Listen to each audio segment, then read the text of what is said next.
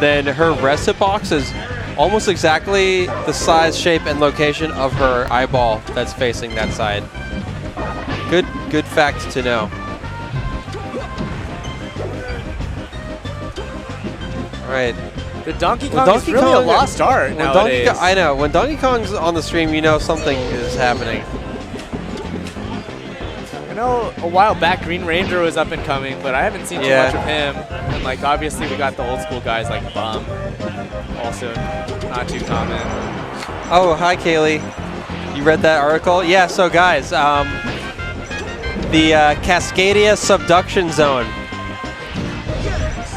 Little science lesson for you guys. The Cascadia subduction zone is where the North American plate and the Juan de Fuca plate, which is a tectonic plate in the Pacific Ocean, that is where they meet. And currently, there hasn't been a big earthquake there in anybody's lifetime or in anybody's lifetime that anybody remembers. Are we thirsty for one right now? We are thirsty for one. And there is a line of evidence that suggests that it could be bigger than whatever might happen in California. Because basically the idea is that the size of an earthquake, in terms of its magnitude, is limited by the length of the fault. Sure. And the Cascadia subduction zone is longer than the San Andreas fault by quite a bit. So it's something that could have a magnitude 9 earthquake sometime in the future. And so what they were kind of, there was this puzzle about why have we not seen a major earthquake on this fault, you know?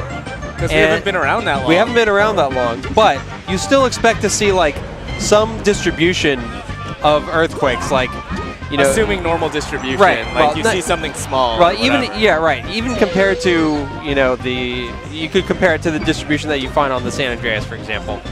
But anyway, so what they found was that there's a couple pieces of evidence that suggest that there was a very large earthquake there in the year 1700 or 1701, and that was basically the last time there was a big earthquake. And using historical data about soil and ocean floor stuff, they were able to find that in the last like 10,000 years or so, this fault has averaged like one of these catastrophic earthquakes about every 250 years. So, so we're actually overdue, you know, assuming this kind of average holds, we're overdue for it by, you know, several decades. Gotcha.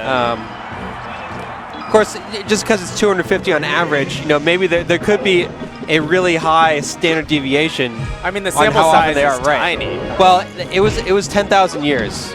Okay. So, which means something like, you know, 40 quakes over 10,000 years.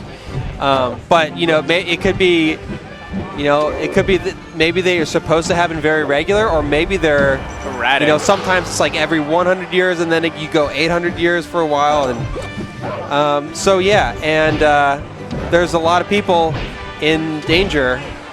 What's the projection on like how catastrophic we're talking here? So one thing that we're somewhat lucky for is that most of the population centers in the Northwest are actually between. There's a mountain range in between them and the sea. So like there's a coastal range of mountains between Portland, Seattle, Olympia, Eugene, all those major cities in the Northwest, between them and the sea. So the major centers aren't at risk for like tsunami damage, but they're still underprepared for just what kind of damage you expect from an earthquake in terms of like how prepared the buildings are to withstand earthquakes. Yeah, and so the real difficult places are going to be where you have cities on the coast. And there's not a lot of population on the coast of Oregon and Washington, but there are some, and those people are gonna have a really tough time of it when the ensuing tsunami comes. Basically, like when they get a big earthquake, you just have to immediately start running for the hills. I don't think you have time to really run, dude. No, that's well, you'll have time because it takes a while for the tsunami to actually develop and come to land. So basically, like once you feel the earthquake, you got to start going. Well, you don't know because the roads might be destroyed by the earthquake, and maybe everybody's going to go on the roads, and it's going to be impassable. So should I run by foot? You might have to run by foot. You might indeed.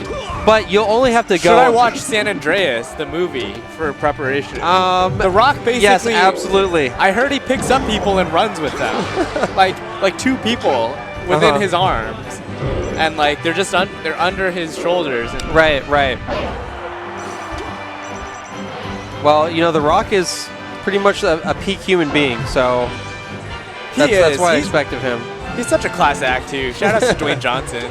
Yeah. I love that guy. What a guy. There's a really funny YouTube video of him where he's like, well, there's a ton of really funny YouTube videos of him from like his wrestling days where it's like, he talks about how he would never hit a woman. Yeah. And then he just like hits this female wrestler and he like slams the shit out of her. And like it's wrestling, so it's okay because it's wrestling. Oh, okay. But like the instant contradiction is just